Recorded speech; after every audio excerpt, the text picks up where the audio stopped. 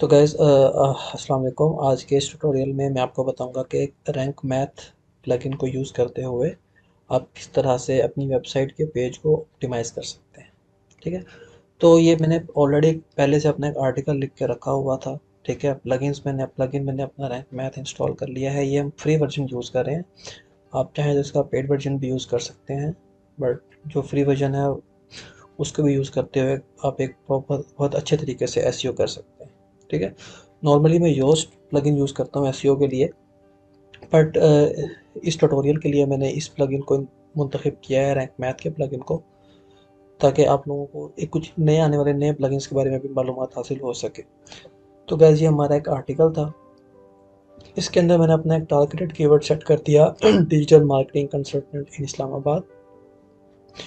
और मैंने इसको जल्दी जल्दी सेट करने के बाद पब्लिश कर दिया। तो ये एक नॉर्मल एसईओ स्कोर दे रहा है 79। ठीक है, अब यहाँ पे ये बता रहा है कि आप फोकस कीवर्ड अपने एसईओ टाइटल के अंदर यूज़ कर रहे हैं। इसको आप चेंज कैसे कर सकते हैं? आप एडिट स्निपेट पे क्लिक करके इस टाइटल को आप अपने हिसाब से चेंज कर सकते हैं। लेट्स सपोज अगर मैं यहाँ पे लिख देता हूँ नंबर 1 डिजिटल मार्केटिंग कंसल्टेंट इन इस्लामाबाद।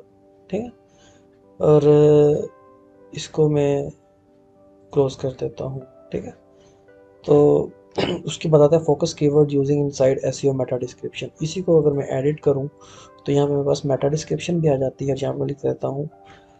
तो यहाँ पे आके मैं ऐड कर देता हूँ नंबर 1 डिजिटल मार्केटिंग कंसल्टेंट इन इस्लामाबाद। ठीक है, तो इस तरह से आप अपना टाइटल और डिस्क्रिप्शन जो है वो आप ऐड कर सकते हो। ठीक है, तो गैस आप देख सकते हैं कि जस्ट 1 लिखने के साथ ही मेरा एसईओ स्कोर जो है वो 85 तक पहुंच गया 79 से। ये किस तरह से हुआ? ये बेसिकली इस तरह से हुआ कि मैं अपने एसईओ टाइटल और मेटा डिस्क्रिप्शन के अंदर कोई डिजिट यूज़ नहीं कर रहा था, लाइक 1 2 3, तो वो मैंने ऐड किया, तो मेरे पास ये आ गया। ठीक है, उसके बाद focus keyword used in the URL, like जो मेरा यूआरएल है ये वाला, इसके अंदर मैं लिख रहा हूँ डिजिटल मार्केटिंग कंसल्टेंट इन इस्लामाबाद। ठीक है, तो ये भी मैं मेरा फोकस कीवर्ड जो है वो भी यहाँ पे इस्तेमाल हो रहा है। ठीक है, और उसके बाद हम नेक्स्ट अगर पॉइंट देखें तो वो है focus keyword appear in the first 10% of the content. मतलब कि जो मेरा शुरू का कंटेंट है, ठीक है, उसके अंदर भी मैंने फोकस कीवर्ड यूज़ किया हुआ है। ये गैस मैंने यहाँ पे यूज़ किया। ठीक है, उसके बाद focus keyword found in content, वो तो डेफिनेटली मैंने अपने कंटेंट में यूज़ किया हुआ है। Content is double two 5 words long, good job. और अपनी चीज़ का ध्यान रखना है कि आपका जो कंटेंट हो वो इन सिंपल वर्ड्स 1900 वर्ड से ज़्यादा होना चाहिए।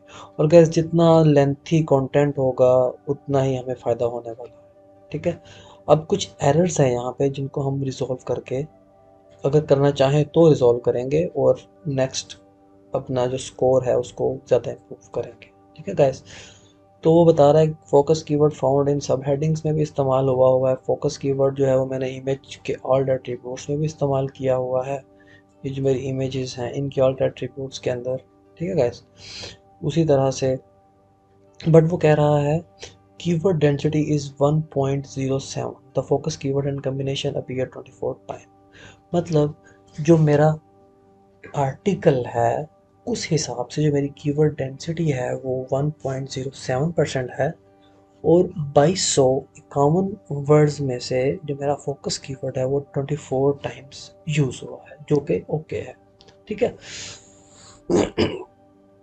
उसके बाद अगर आप यहाँ पे क्लिक करोगे तो वो आपको इस चीज़ से रिलेटेड कंप्लीट डिस्क्रिप्शन भी बता सकता है, बताएगा कि बेसिकली ये जो आपका ग्रीन हुआ हुआ है पॉइंट, इसका बैकग्राउंड क्या है, इसके बैकग्राउंड में डिटेल क्या है। तो वो आप हर स्टेप के आगे यूआरएल को ओपन करके वो अब भी आप स्टडी कर सकते हैं। ओके गाइस, तो नेक्स्ट वो मुझे कहता है कि URL is 81 characters long, consider shortening. तो गैस जो आपका यूआरएल है वो 79 कैरेक्टर्स का होना चाहिए, मगर हमारे इस केस में ये जो हमारा यूआरएल है वो एक्सीड कर गया है, वो है 81 कैरेक्टर्स का। तो उसको हम अगर शॉर्ट करें तो ये देखें गाइस, हमारा जो एसईओ का स्कोर है वो बढ़ गया है, इम्प्रूव कर गया है। ठीक है, और वो वाला हमारा पॉइंट भी ग्रीन हो चुका है। इसी तरह you are linking to external resources, हमने एक्सटर्नल लिंक्स में भी इस्तेमाल किया हुआ है, लिंक्स को इस्तेमाल किया हुआ है। At least one external link with do follow found in your content, एक एक्सटर्नल लिंक जिसके ऊपर मैं क्लिक करूँ वो एक वैलिड लिंक हो, वो भी हमने अपने कंटेंट में इस्तेमाल किया हुआ है। ठीक है, अगर मैं टाइटल रीडेबिलिटी में आऊँ तो वो कहता है focus keyword used at the beginning of SEO title, सही है। You are using a number in your SEO title, सही है। अब कैसे इसने यहाँ पे दो पॉइंट को रेड किया हुआ है, वो कहता है your title doesn't contain a positive और अ नेगेटिव सेंटीमेंट वर्ड। तो मैं अगर अपने टाइटल में किसी भी पॉजिटिव और नेगेटिव सेंटीमेंट वर्ड को यूज़ नहीं कर रहा।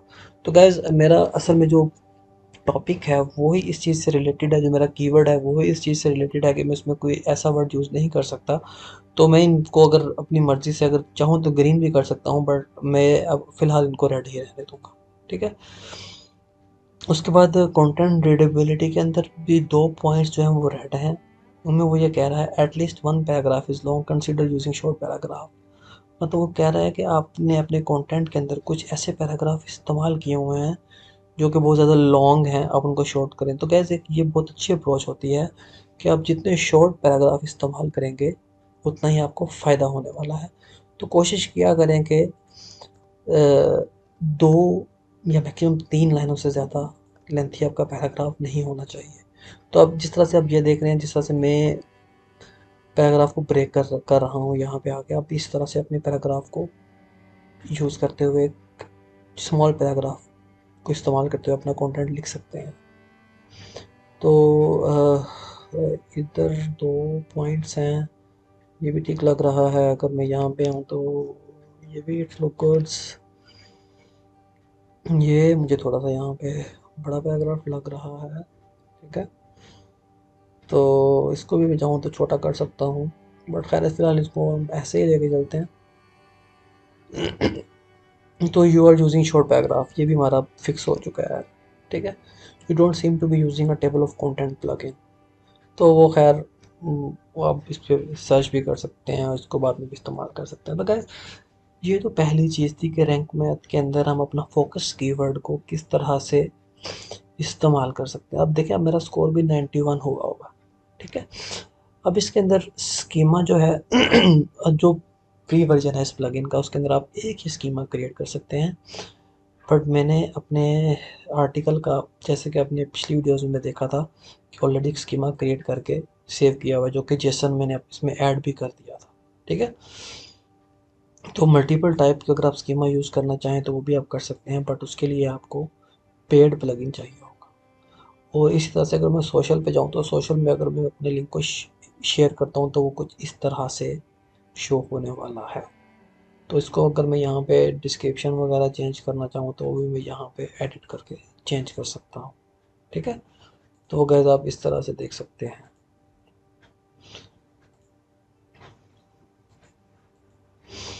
और जनरल हम देख चुके थे, और एडवांस में भी इसकी कुछ सेटिंग्स होती हैं कि जो आपका जो आर्टिकल है ये इंडेक्स आपने करना है, नो फॉलो में ऐड करना है, नो इमेज इंडेक्स में ऐड करना है गूगल के लिए, तो वो चेक्स आप यहाँ पे लगा सकते हैं। ठीक है, तो गैस ये शॉर्ट डिटेल थी जिसके अंदर आप रैंक मैथ को यूज़ करते हुए किस तरह से अपने आर्टिकल को एसईओ ऑप्टिमाइज बना सकते हैं।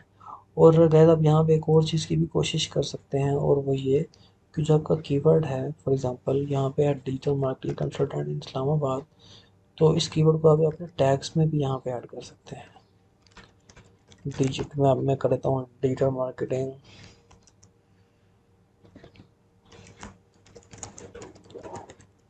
Consultant SEO expert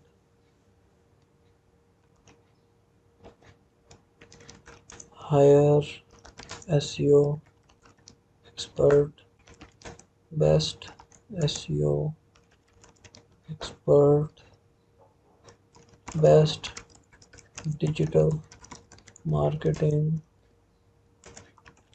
expert. तो इस तरह से आप कुछ टैग्स भी यूज़ कर सकते हैं अपने आर्टिकल के साथ। ठीक है, फीचर्ड इमेज भी गाइस आपने लाजमी लगानी है, ठीक है। और फीचर्ड इमेज के साथ आपने इसका जो ऐड एट्रीब्यूट होगा, जो आल्ट टेक्स्ट होता है, उसमें भी आप अपना फोकस कीवर्ड इस्तेमाल कर सकते हैं, ठीक है।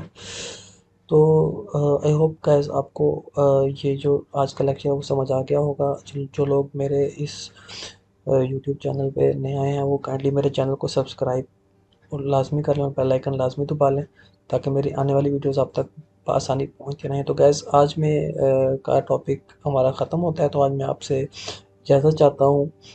इंशाल्लाह आपसे मुलाकात होगी नेक्स्ट वीडियो में, तब तक के लिए अल्लाह हाफिज़।